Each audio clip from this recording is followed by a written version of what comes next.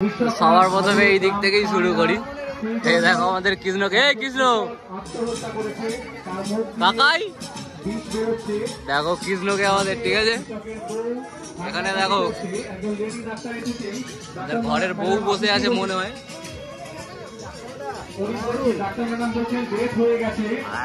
মরেছে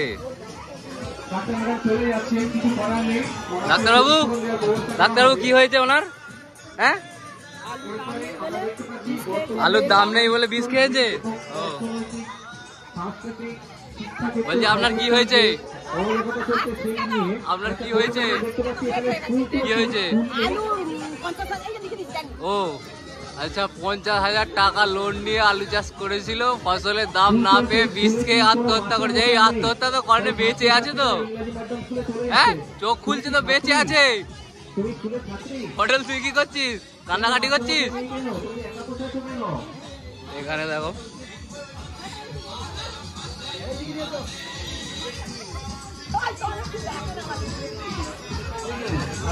এই যে আমাদের গণ্যমান্য জাজেসরা, ঠিক আছে, এই দিক থেকে শুরু করেছে।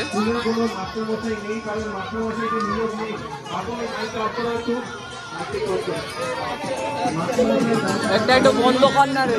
ছাত্রছাত্রীরা ইংরেজি মিডিয়াম স্কুলে চলে যাচ্ছে, সেই কারণে ছাত্রছাত্রী দেখতে পাচ্ছি বসে আছে, কিন্তু মাস্টার মশাই নেই।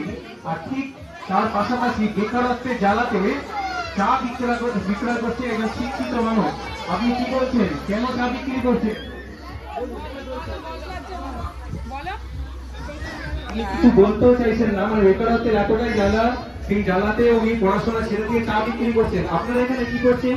ও স্বচ্ছ নিয়োগের দাবিতে এবং মহিলাদের অনুসরণ চলছে।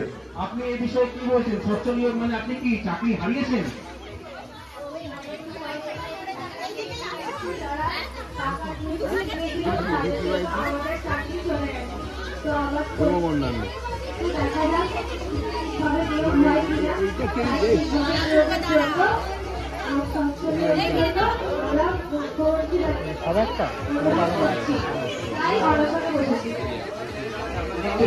অনুসরণ বসেছে, মুখ্যমন্ত্রী ম্যাডামের কাছে অনুরোধ জানিয়েছেন। তাহলে আমরা মুখ্যমন্ত্রী ম্যাডামের কাছে আমরা দেখতে পাচ্ছি তার পাশে তার ওয়াইফ অর্থাৎ তিনি বসে আছেন, উনি চশমা পরে আছেন, কান্নাকাটি করছেন কিনা বুঝতে পারছি না।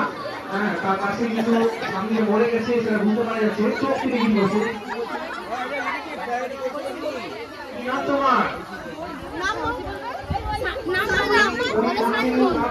নাম বলতে পারছেন না, বোঝা যাচ্ছে শোকে শোকাগ্রস্ত হয়ে গেছেন।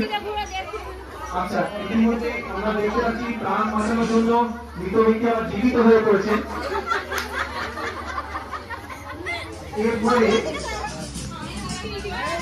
আচ্ছা, ওইদিকে আরেকজন আছেন, ওনারা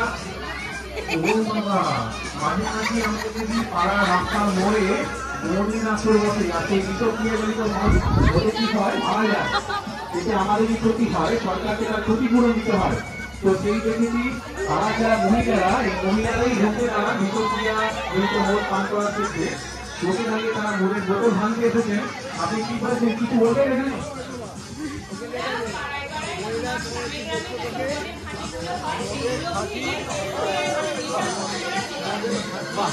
নেশামুক্ত গ্রাম তৈরি করার চেষ্টা করছেন, খুব ভালো খবর।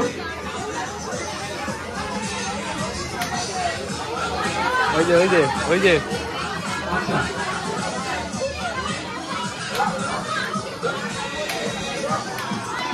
আমাদের নিজেদের মানব চরিত্র আমরা ক্রমশ ক্ষতির মধ্যে ফেলে দিচ্ছি।